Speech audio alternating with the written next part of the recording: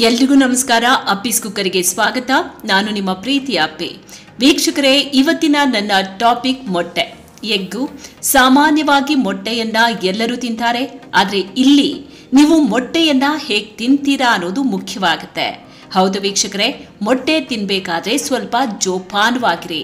ಯಾಕೆ ಅಂದ್ರೆ ಮೊಟ್ಟೆ ಜೊತೆ ಕೆಲವೊಂದು ಆಹಾರಗಳನ್ನ ತಿನ್ನಬಾರ್ದು. ರಾಂಗ್ ಕಾಂಬಿನೇಷನ್ ಒಳ್ಳೇದಲ್ಲ, ಇದು ತುಂಬಾನೇ ಡೇಂಜರು.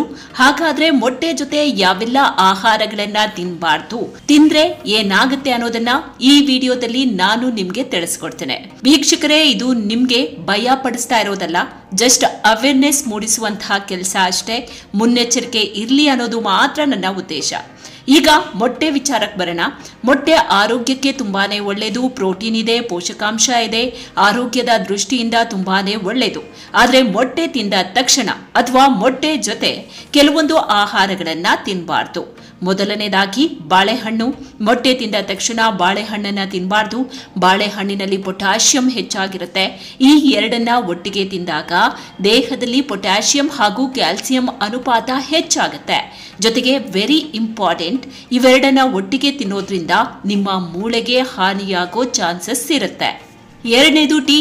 ಮೊಟ್ಟೆ ತಿಂದ ತಕ್ಷಣ ಟೀ ಕುಡಿಯೋದು, ಇಲ್ಲ ಟೀ ಕುಡಿದ ತಕ್ಷಣ ಮೊಟ್ಟೆ ತಿನ್ನೋದು, ಇದು ರಾಂಗ್ ಕಾಂಬಿನೇಷನ್. ಹೀಗೆ ಮಾಡೋದ್ರಿಂದ ಆರೋಗ್ಯದ ಸಮಸ್ಯೆಗಳು ಬರ್ಬೋದು, ಅಲರ್ಜಿ ಉಂಟಾಗಬಹುದು, ಹುಷಾರು. ಮೂರನೇದು ಮಾಂಸ. ಯಾವುದೇ ಕಾರಣಕ್ಕೂ ಮೊಟ್ಟೆ ಹಾಗೂ ಮಾಂಸವನ್ನ ಒಟ್ಟಿಗೆ ತಿನ್ನಬೇಡಿ. ಮಾಂಸ ಮತ್ತು ಮೊಟ್ಟೆಗಳಲ್ಲಿ ಪ್ರೋಟೀನ್ ಅಂಶ ಅಧಿಕ ಆಗಿರುತ್ತೆ. ಇವುಗಳನ್ನ ಒಟ್ಟಿಗೆ ತಿಂದ್ರೆ ಸರಿಯಾಗಿ ಜೀರ್ಣ ಆಗೋದಿಲ್ಲ.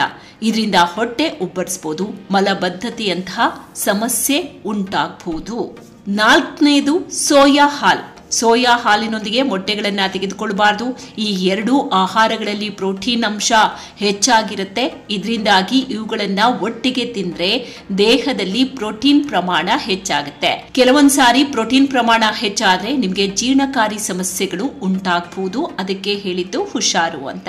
ಇನ್ನು ಮೊಟ್ಟೆ ತಿಂದ ತಕ್ಷಣ ಯಾವುದೇ ಕಾರಣಕ್ಕೂ ಸಕ್ಕರೆಯನ್ನ ತಿನ್ನಬಾರ್ದು. ಇದರಿಂದ ಅಲರ್ಜಿ ಆಗುವಂತಹ ಸಾಧ್ಯತೆ ಹೆಚ್ಚಿರುತ್ತೆ.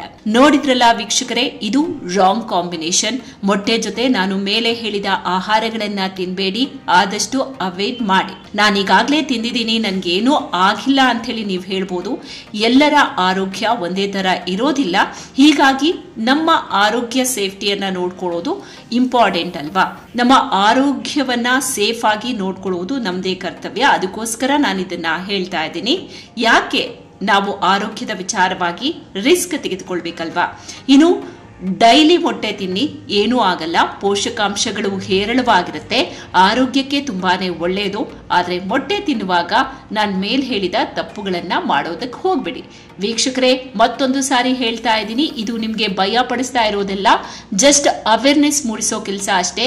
ಮುನ್ನೆಚ್ಚರಿಕೆ ಇರಲಿ ಅನ್ನೋದು ಮಾತ್ರ ನನ್ನ ಉದ್ದೇಶ.